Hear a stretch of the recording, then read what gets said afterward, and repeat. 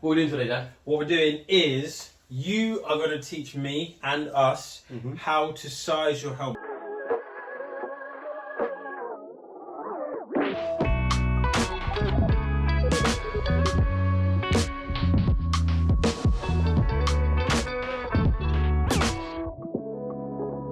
So when you go into the shop, you have a little bit of knowledge, or you should have a lot of knowledge, of actually how your helmet should fit before you go in there. Because normally when we look at these things, we only really know how much we want to pay for them. And most people, at the most, what they'll do is measure their head and go at the widest part on X centimeters. Right.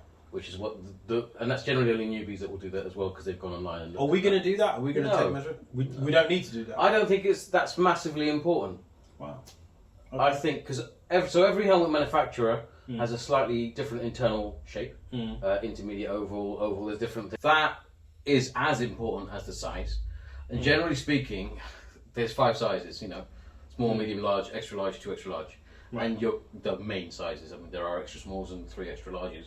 But I'm experienced, and I can look at your head, and I can get a rough idea of where to start, and go from there. Okay. So like immediately, I look at your head, and I'm thinking medium. He's correct. There you go. But I have bought helmets off him before, so that years cheating. Years ago, but anyway. But like even the previous. The previous customer I had, same thing, and I guessed it, and it was spot on. He was like, "Yeah, I'm large." Okay. So this was actually taught to me by my previous manager at Infinity, Nick. Shout out, Nick. Shout out to Nick. What I'm going to do is I'm going to intentionally give you a helmet that's too big to start with. Okay. Okay, and then we're going to see what we're not looking for, and then when we get something that fits you correctly, we'll see what we actually want, and then we're going to put your actual own helmet on and see how we fare with these. I've got questions for you. Go for it. Does a full face helmet fit different to like a open face helmet, or should they fit the same? To simply answer your question, if you're a medium in a full face, you should be a medium in an open face. Fine, fair enough. Yeah. But again, with different brands, the shape does come into play again as well. AGV, Arai, Shoei, Nex, they all have slightly different internal shapes. So what we are really looking for, and let's start. I'm going to give you. So this is a Nex helmet. One thing I will start off by saying with Nex, actually, and that's Nex as a brand in particular. Yeah. They tend to use bigger cushioning here in this area here. Yeah, that's quite big. So what that happens is 2 things. It makes it a bit more difficult to get the helmet on to begin with. So with Nex, where it's a seasoned rider, they're used to a different brand, they'll put the Nex on in the same size, and they'll get halfway and go, no, this is too small. It's not, just put, and I generally have to say it's not, just give it a bit more of a push, and you'll see it goes on okay. They've done that on purpose so that it creates a bit of a seal around the base of your neck, which is great with wind noise. And it also makes it in the event that, say, this for whatever reason failed, or if you hadn't done it up, or it's just a little bit harder for the helmet to come off of your head and be pulled off of your head. So that's with Nex. So I'm just letting you know, because I'm giving you a Nex helmet. I don't know if you've worn one before. So that's I've never worn one. This should be way too big, but it will help me illustrate what I'm looking for. Nex XR2. XR2 carbon fibre. Yeah, and Nox. I just want to say something. On the underside of the helmet, high vis. That's right. Yeah. So even though you're not really going to see it, boom, high vis. I want to see it on the Urbane Pro. Thank you very much. Well, you are going to see that. Well, yeah. So if I'm going to see it there, well, I can't see it on my jacket. But that's a different story. We're dealing with this. So you need me to put this on, because otherwise we'll get distracted. Yes. Yes. Okay. Is there a way to put a helmet on?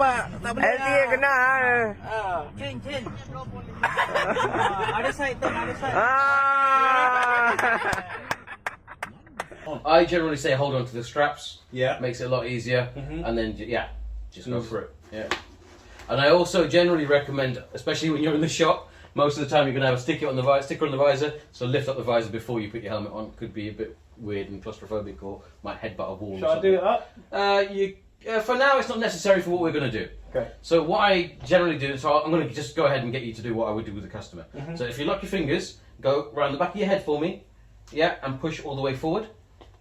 And so what I'm doing here is, if you hold it there for me, I'm going to put my finger, social distancing and COVID. I'm going to put my finger in there, and you can see I can go, if I'm going to pull it out now, I can go up to there inside the helmet, and that's not what we're looking for, and I'll show you shortly what we are looking for. The next test I do, if you stand up, do it again. so literally I can get my finger all the way up in there, which we don't want. So that's what I'm showing you. One of the what I'm showing you now is what I check for sizing, and then we'll go back, and then it'll be easier to show you when it does fit. So the next thing I do is I will grab onto your helmet, and I will say from the base of your neck, turn that way, and as you'll see here, okay, so maybe we should go down here. His entire head moves inside the helmet. So there is now probably 2 or 3 fingers. I can stick my fingers in between the cheek pad and his cheek, which we don't want. Okay, so automatically that's too big. The other thing I'll do is get you to look up, and you can see everything moves up. His whole head moves up. Look down. I've basically taken his helmet off. So go back again. So there we know that the helmet is too big. Automatically, immediately we know it's too big. What we're looking for is solid contact with the cheeks, between the cheek pad and the cheeks, with the entire time. When you're moving your head left, when you're moving your head right, up or down. And let's get that off now, and I'll show you another helmet. There we go. Same again. So give that a go. Open the visor beforehand. There you go. Give Learn that a that go. lesson now.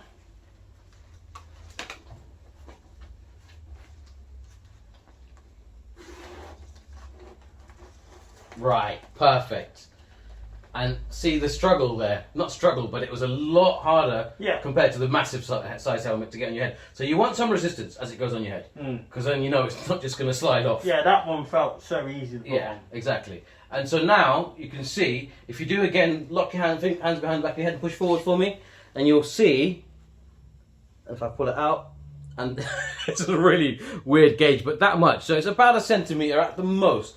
So you want to be, the whole point of that is, one, you don't want it to be too tight where you can't get your finger in at all, then it's definitely going to be pressing against your forehead. But you don't want it so loose that you can get this is so dirty.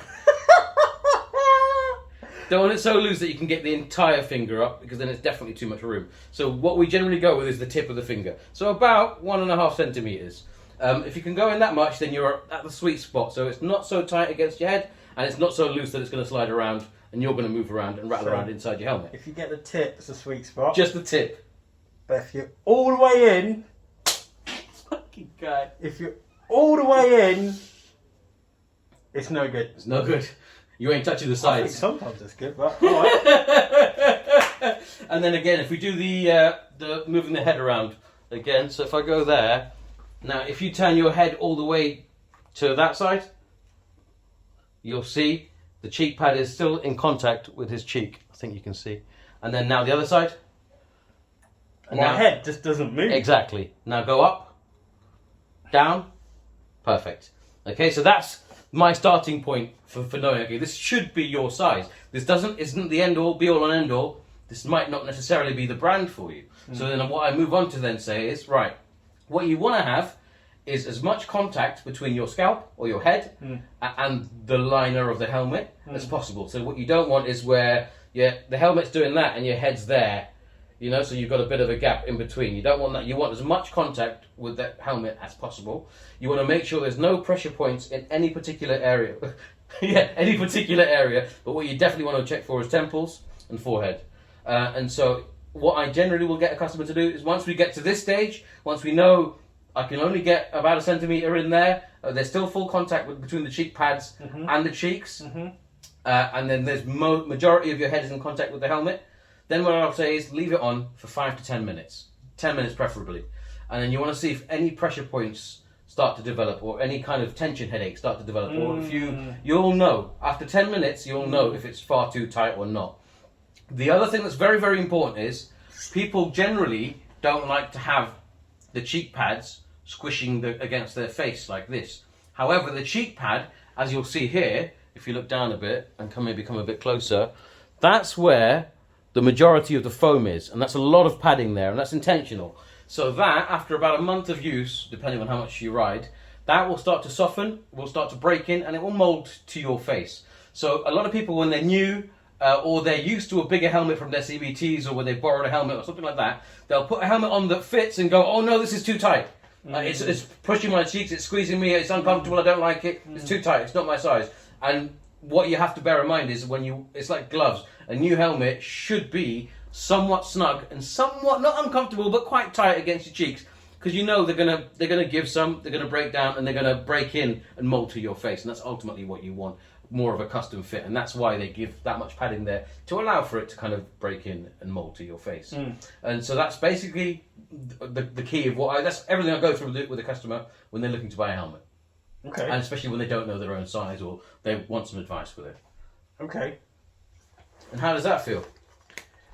Well, that fits quite comfortable actually. Yeah. So that, and I will also add, so that applies whether it's an open face helmet. Apart from, the cheek pads, in some open face helmets you still have cheek pads as well. So medium open face for all you Vespa fans and Lambretta fans out there.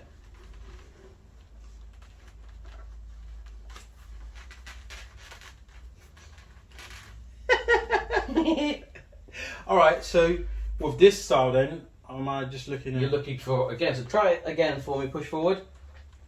And so you can see that's a bit snug in that brand and in that helmet. So I can literally only get up to the end of my fingernail. So I'd probably go up a size. So let's try that actually while we're here. A headache or a bit too much pressure. High vis. Nice.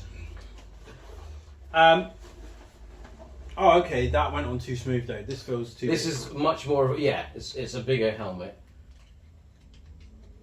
I don't feel like I've got any contact here. I feel like... Yeah, so that's too big. It's a different brand, but there I've got the correct amount. So this is again, see where the head shape comes into play. Right. So you tried on a held open face versus the next open face. Okay.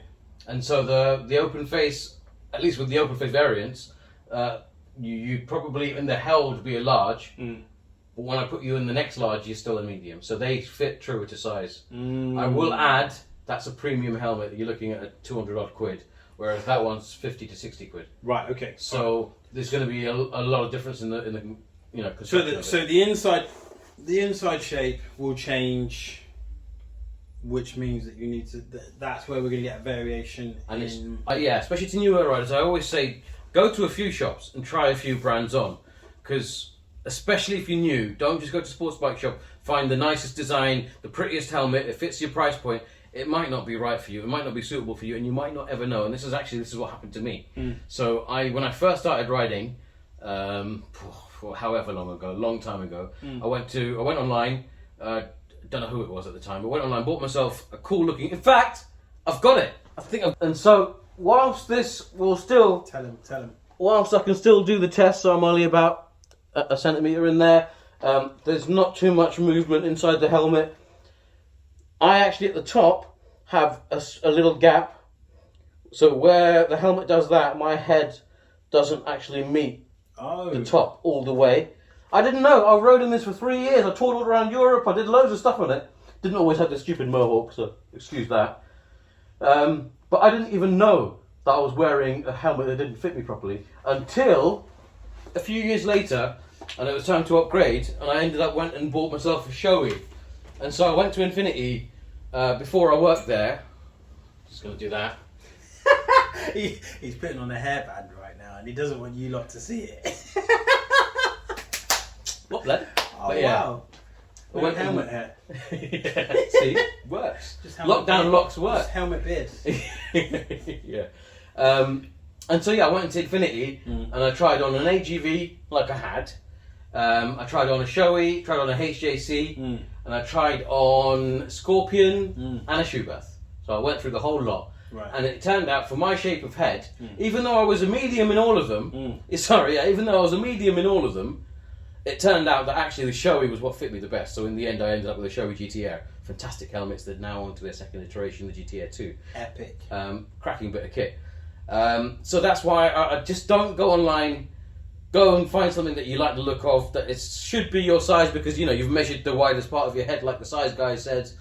It's not as simple as that when it comes to helmets. There's other things as well that you don't automatically immediately know until you've had a couple of helmets or tried a few on. Airflow, for example. Some helmets are really good, others are horrendous. And you don't really even notice it until you get to a hot summer's day. Like the GTR, for example, when you open both front and back vents, well, as I ride, it will leave 2 marks where the air has passed from the front to the back vent, and you can see where the air's flowed in your hair. Right. That's how good the ventilation is in that helmet. Yeah. That's another conversation as well, actually. So, any helmet that doesn't have a rear exhaust vent, in essence, has no ventilation. Because when you have the air coming through, you need the exhaust to create that pressure difference to then pull the air out from the helmet. So if you don't have an exhaust vent, the front vent isn't actually doing anything because the air can't circulate within your helmet and it can't then be extracted from the helmet.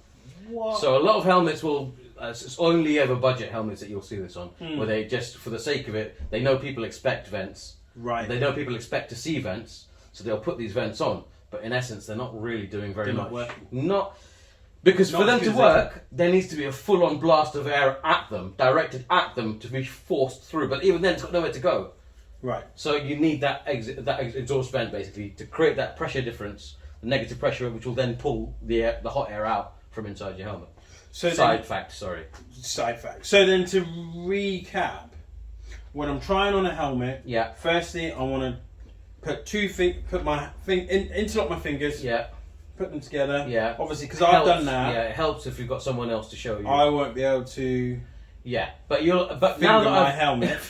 But you also you'll know what you're looking for, and that's about that much space. So now, even though I don't generally, or I will just push with one hand and then just give it that. Obviously, because there's 2 of us, it's easier to do that. What I will say is, when I was doing it with the first helmet, the big one, when I did that, I could feel it moving, and I could, the lip of the helmet, I could see that move out. So maybe if you're by yourself, if you've ordered online and you push it forward, I could feel that movement. Whereas with the second one, when I did it, I was pushing my entire head forward because it was almost in contact completely with my head. Therefore, there is no movement. So I'm pushing my own head forward. Yeah. Okay, so that's the interlocking of the fingers. Yes. Then I'm assuming I could probably do that by myself. I do that by myself as well. I give it a yank.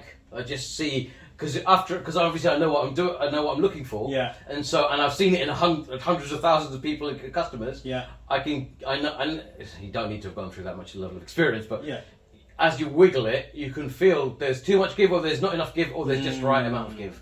And that's what you're looking for. You don't want it to be so easy that you just do that, or you don't want it to be so tight that everything's just squished in. But bear in mind that the cheeks are always supposed to be, on a brand new helmet, quite tight. So you should look a bit like that. Yes. A bit like a hamster. Yeah. If you're unsure, if this is not clear enough, Guy Martin. If you Google Guy Martin, we'll pop one up. He's always like, whoa, like that. Okay, so I can hold it, and then I'll turn my head to the right. And you want the cheek pads to keep contact as much as possible. As much surface area of the cheek pad must remain in contact with your cheeks. And really, we're talking about the opposite. So if I turn my head to the right, correct, we're actually talking about this side. Correct. Here. Yeah. So if I turn to the right, we're talking about that cheek pad, and if I turn to the left, we're talking about that cheek pad, correct, opposite cheek pad. Correct. Okay. And then I'm going to try and look up. Yeah. And here, it should be that I take the helmet with me. Correct. Not that the helmet. I can do that inside the helmet, like I did with the first one. Correct. Because that was butters. Yeah. And then going down, again, the helmet, my head should take the helmet with me. It shouldn't be a case of me doing that inside the helmet. Which is what you were doing. Okay. And then that would be how I know that's going to fit. And then the final part of that would be how much contact am I feeling throughout the entire helmet. True. And ensuring there's no pressure points or any build-up of pressure as the helmet's on your head for some period of time, 10 minutes. Right. 5-10 minutes. Yeah. Okay, cool. And I'll also add, this fitment applies also to flip-up helmets too. They should fit exactly the same way, there's no difference. So then, let's try this, right? So this is my own helmet. R411 HJC. Cracking bit of kit. Just saying. So, give me a finger. Perfect, literally perfect. To the right, that's as far as I can go. Yeah, and it's still in contact. Yeah. to the left. Yep, still in contact. Up. Yeah, you can't move your head inside. Yeah. Down. It fits you perfectly. You'll get a little bit, obviously, because you've got to be able to take your helmet on and off. Yeah, I've got to be able to take it on and off. And I've had this helmet for how long? 3 years or 2 years? I think 3 years. 3 years. So actually, for a 3-year-old helmet, it fits you very well still. And just to add to that, the reason Dan says that is what you generally find is after a few years of using your helmet, all of the padding will start to break in. Sometimes too much, and sometimes it can get looser over time. But that only generally happens when you buy a helmet that wasn't sized correctly in the first place. So if it was too tight, then it's going to add unnecessary pressure to it, and if it's too loose, it's always going to do that anyway. I will just say that I sold Dan that helmet at Infinity Motorcycles a long time ago, so I sized it correctly. Now this helmet he didn't sell me. I bought this one myself, I think. Yes. But thankfully you knew your size by then. Hopefully I knew. Well, we're going to find out now. I don't know. Maybe I've got this wrong. I really don't know. So this is a Shoei Neotech 2. I have done a lot of miles in this helmet. I would say that this is probably the most comfortable helmet I've ever worn. Wow. It's I'm going to say it. I'm going to say that this helmet here is the best helmet you can have on the road. I've said it. You can't say things like that. I've said it. Someone might not have a Shoei head. They might have an Arai head. I've said it. I've had an Arai. I've had HJC. Okay. I've had Shoei. Okay. I've had Shark. And I'm sorry, but this just proves to me that certain brands will fit certain people better. And that's perfect evidence of that. You have a Shoei head. So you would naturally say that your Shoei fits you better than. But I'm not just talking about the fit. I'm also talking about day-to-day use of what they've put in this helmet for you to be as comfortable no matter what the weather's doing, and the build quality, hands down. Just Shoei and Arai, hands down, build quality phenomenal. This helmet's outrageous. Yeah, you look a bit like an old man, and okay, I've got the white one. But you can go and get one with his reflective visor, reflective vest, and I really ought to get you a Oi! Where's your reflective bits on your favourite helmet in the world? There's no reflective bits. Well, there you go. It's just the whole thing. Show you know what you got to do now, innit? Right? But anyway, so we're dealing with sizing. So if I was going to put this on, should I be putting it on open or do I have to put it on closed? To be honest, it doesn't really matter. But some brands, they design it to be put on open, but in this case you should be able to put it on open or closed. Okay, alright. I really hope this works now, because I bigged this up too much now. Okay, so firstly, the helmet I had on previously is a race helmet. Correct. This helmet is a commuter, tourer helmet. Yeah. So the fit... Police. This is the helmet of choice by the police. So the fit is going to be more relaxed? A little bit more relaxed, yes. A little bit more relaxed, but should still do... the same stuff that we looked at. Okay, so... I'm scared about this one. Because I'm not going to lie, these things are expensive. Right. Right, so... Push my head forward. Perfect. Literally. Perfect. Should this be done with the jaw down? Again, it should work this way as well, because the idea being, obviously there's going to be more structural integrity when the jaw's down. Yes. So it's going to feel tighter and snugger and okay. But it should work either way, because it's designed to be worn and ridden this way too. Which actually, yes, this helmet is a P&J rating, and the P&J rating stands for Pilot and Jet, which means that it is certified to be ridden in the open and closed position. So in that case, then this should work in theory. Yes. Okay, so let's try it. So I'm going to hold here then. Yeah. One thing I will add actually, just on that note is, go on, and only because I know this. Yes. You've ridden an awful lot more miles in this helmet than you have in the other helmet. Yes. So that's why this has seen more wear than the other helmet. That's worth noting. Okay. Let's go. Let's give it a go. Okay. Right. So I'm holding the helmet here fixed, and I'm going to turn my head to the right. And there you have a see. The padding is given, and there you can see I'm able to finger Dan's beard. And I'll turn to the left. And same again, I can see it in the camera. Yeah. Yeah. So there is now lack of contact. But let's try something. Drop the front down. Okay. Open the visor. Let's try that again. So turn to the right. So it's better, as suspected, but there is a small gap, but it's nowhere near as bad as when it was open. And left. It's still in contact. Actually, it's still mostly in contact. The majority of the cheek pad is still in contact. So in the closed position, it still actually fits you okay and fits you well. What I would say is actually, now I know how much you've used this helmet, and it's something I was going to come on to later on, but I'll touch on it now, is just, it's very easy on Shoei's, in fact, on 99% of helmets, to replace cheek pads. And that's what you've got to do to refresh it. And the reason I also wanted to come back to it later, but I'm going to just go there now, is with the likes of Shoei. Shall I take it off? Yeah, you can do, yeah, if you want to. Yes, A lot of brands, most brands in fact, will allow you to have, actually not most brands, but for sure Shoei, for sure the premium brands, you can order, and it's going to be at your own cost, but you can order thicker or thicker or thinner cheek pads. So you can get a bit of a custom fit. So in the Shoei's, for example, I know for a fact that you can go bigger, you can go smaller. And so you can just order them in. Normally you're looking at, for the cheek pad set, again, I'm going by old prices in my head, but 60 quid-ish. I think you can do that free. The bit when you go to. When you first buy a Shoei, they'll do that for free. They will do a custom fit service where you can actually request that for free. And so if you find that you're definitely a medium in the head, but for example, you're like me and you've got a beard, plus you're a bit chubby, so you've got chubbier cheeks, and so it's just a bit too tight. You know it's too tight. Then you can request for a smaller cheek pad. So then you'll have a bit more room in the cheek. And so that's something to consider as well and look at when you're buying a helmet. So they're the main points of buying your helmet and sizing up. I guess you can, if you're going to go online, because obviously we have this COVID world now. So if you're going to go online, maybe using the tape measure to know what roughly is going to be your size. Yeah. But when that comes to you in the post, firstly, when it comes to you in the post, do not take off that sticker, because then you'll be able to send it back, but that's a whole crazy thing.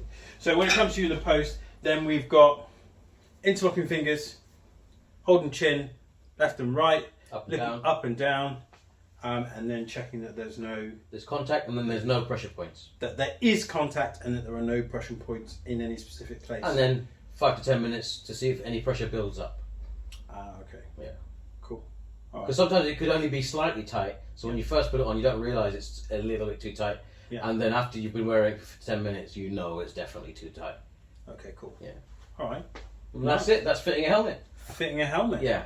Any questions? Put them in the comments below. If you like this style of video, because obviously this is a little bit new, isn't it? Yeah. It's not a review. It's just a bit of informational. Bit of information, bit of facts. Then let us know that you like this sort of stuff as well, and we'll keep doing that. Yeah. In the meantime, as always, like, comment, subscribe, and hit that notification bell. Ding, ding, ding, ding, ding, ding, ding. Cheers, guys. Peace.